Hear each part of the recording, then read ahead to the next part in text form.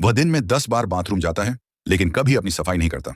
इसके बजाय वह कागज को छोटे छोटे गोले बनाकर पानी में भिगोता है, फिर अतिरिक्त पानी निचोड़कर उन पर गोंद लगाता है ताकि वे अपना आकार बनाए रखें।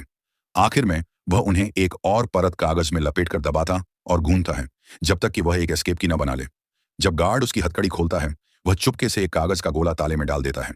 इससे वह अंदर से छोटी खिड़की को धकेलकर बाहर के इलेक्ट्रॉनिक लॉक तक पहुंच जाता है। समझदार आदमी अपने दूध के कार्टन पर नजर डालता है और तुरंत एक आइडिया आता है। वह कार्टन को पैर से दबाकर समतल करता है, फिर चम्मच से अंदर की मोम की परत खुरचता है। जब गार्ड ध्यान नहीं दे रहा होता, वह उस मोम को कीपैड पर दबा देता है। अब उसके पास पासकोड की छाप आ चुकी होती है। वह हर नंबर को एक एक करके आजमाता है और सेल का दरवाजा खुल जाता है। लेकिन असली भागने के लिए इतना काफी नहीं। उसे 2 और कदम पूरे करने हैं। पहला, गार्ड के गश्त के समय को जानना, और दूसरा, बाहर किसी का इंतजार करना। भले ही जेल को हाई सिक्योरिटी माना जाता है, लेकिन उसमें एक बड़ी खामी होती है। सॉलिटरी सेल्स एक बिना सुरक्षा वाले फायर स्टेशन के ठीक बगल में होते हैं। वह जानबूझकर झगड़ा करता है ताकि उसे सॉलिटरी सेल में डाल दिया जाए। वहां से वह गार्ड्स की दिनचर्या का निरीक्षण करता है और देखता है कि केवल 2 गार्ड ड्यूटी पर हैं, जो अक्सर बाहर जाकर सिगरेट पीते हैं।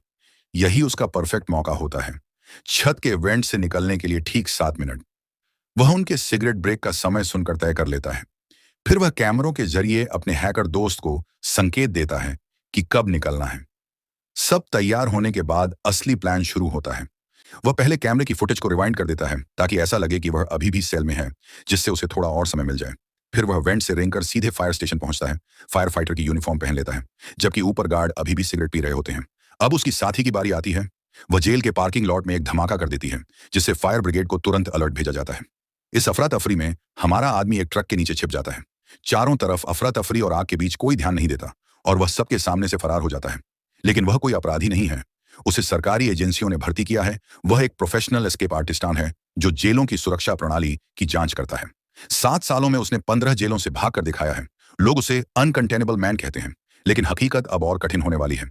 CIA उससे संपर्क करती है और उसे एक नई चुनौती देती है। एक प्राइवेट जेल में ट्रायल रन, जहां दुनिया के सबसे खतरनाक अपराधी बंद हैं। यह मिशन कहीं ज्यादा जोखिम भरा है, लेकिन स्टेलोन इसे स्वीकार कर लेता है। उसे नहीं पता होता कि यही मिशन उसकी आजादी छीन लेगा। पकड़े जाने के दिन CIA उसे नई पहचान और एक गुप्त कोड देती है।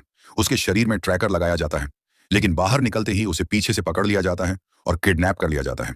वे मेटल स्कैनर से ट्रैकर ढूंढ निकालते हैं और उसे चाकू से निकाल देते हैं। स्टेलोन बेहोश हो जाता है।